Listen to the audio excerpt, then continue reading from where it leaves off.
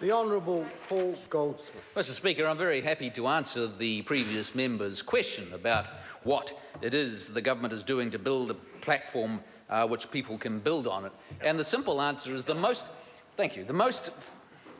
fundamental thing that any government can do anywhere in the world is to provide stable, predictable and financially sustainable government for the country. And that financially sustainable government provides the platform upon which investors have the confidence to invest. And it's ultimately only investment, whether it's people spending money on new plant or machinery, or investing in a new company, or hiring a new person. It's only that investment that leads to jobs and growth and wealth. And so the most fundamental thing that any government can do is when you stand back, when potential investors stand back and look at how the government is conducting itself, whether what it's doing is affordable over the medium term, whether or not they have to make radical changes to their basic policy platform because what they're doing at the moment is not financially sustainable, then confidence drops and investment drops. But when they look at this budget and this government, after 8 years of stable, predictable and financially sustainable government, now with our second year of surpluses, on track to reduce debt to 20% of GDP, which is very unusual internationally, continuing to produce jobs and increase earnings for New Zealanders, then that gives the confidence that potential investors need. So short answer to the previous member's question is, what are we doing to build a platform upon which people can build? It is just that. It is providing that strong, stable, predictable platform which encourages people to invest. And that's why I'm pleased with the progress that we've made in this economy. We just have to look around the rest of the world and acknowledge. You've had your speech. Order. You've had your speech, that's right. You just have to look around. Point of order, Ian Lees-Galloway. He should be very careful. Are interjections now out of order? No, they're not, funnily enough, but they are to be rare and reasonable and hopefully witty, quoting Speaker Hunt, as I've quoted to that particular member on many, many, many, many occasions. The Honourable Paul Goldsmith. Yes, that member was lacking in wit, but I'll carry on.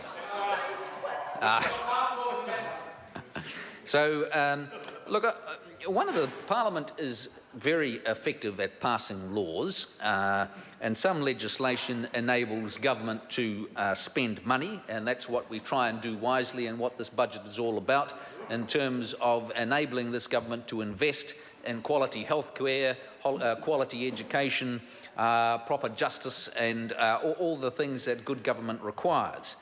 But other legislation tries to stop people doing bad things. And in my area as Minister of Commerce and Consumer Affairs, in the past couple of years, we've done a lot of changes around the Fair Trading Act and credit contracts and consumer finance laws to, amongst other things, to stop people making unsubstantiated claims for products, to prevent businesses offering unfair contracts where unreasonable penalties and conditions are listed on, say, page 32 of some fine print somewhere, and to put a stop to irresponsible lending practices where fees and penalties are not properly disclosed. So that's some of the sorts of legislation we've been passing over the past few years. But of course, legislation is only useful if it's properly enforced. And in my area, and the area that I'm responsible for, the Commerce Commission is the enforcer of the legislation that we've been passing over the last couple of years, where we've made significant changes, like I say, to the Fair Trading Act and Consumer Credit and Consumer Finance Act. But any agency with a fixed budget has to make choices about which cases to prosecute and who to follow up and who to chase, and they have to make those decisions every day. And I was determined very much as Minister that we give the Commerce Commission the best chance to protect consumers and promote competition. And so I'm very glad that within this budget 2016 we have provided an extra $15.2 million of operational funding over the next 4 years to the Commerce Commission. In fact, the last time the Commerce Commission funding for general markets regulation was increased was back in 2005. More than 11 years ago, and so budget 2015 actually increases that core funding for general markets regulations by 25%. And that's very timely because, as I say, over the past few years we've added a lot of consumer protection law and that needs to be properly enforced. And so this is an area, Mr. Speaker, that can actually make a real impact on the lives of everyday New Zealanders. I mean, one of the saddest things I came across as a minister last year, actually in South Auckland, where I came across an iPhone 5 advertised for $59 a week for 100 weeks. So $59 a week for 100 weeks. And this is an iPhone that was retailing for about $800 at the time. And now the new consumer affairs laws that came into effect June last year require that traders and money lenders be much more upfront about the total cost of the purchases and interest rates. So now, under the law, you would actually have to say that that equals $5,900 for an iPhone, and hopefully that will encourage a few people to think that wasn't a good purchase. So we've changed the laws in order to try and protect those vulnerable consumers. But as I say, those laws need to be enforced by the Commerce Commission, actively enforcing those laws. And we've seen over the past few months since that legislation has been passed, the Commerce Commission very active in this area. And that's already having an effect on behaviour. And what I'm particularly pleased about this budget is we've now been able to give extra resources to the Commerce Commission so that they can continue to push further in trying to improve the standard of behaviour and the conduct of some of those groups working in the money lending area. So, and I mean, it's worth just transversing a couple of the cases. So, I mean, just this month, the Commerce Commission announced the successful prosecution of the 2050 Club, which was just one small step in a very complicated process. So, in December 2013, the Commission started investigating Mr. Marsic and the 2050 Club, a payday loan business targeting low-income customers in Manurewa.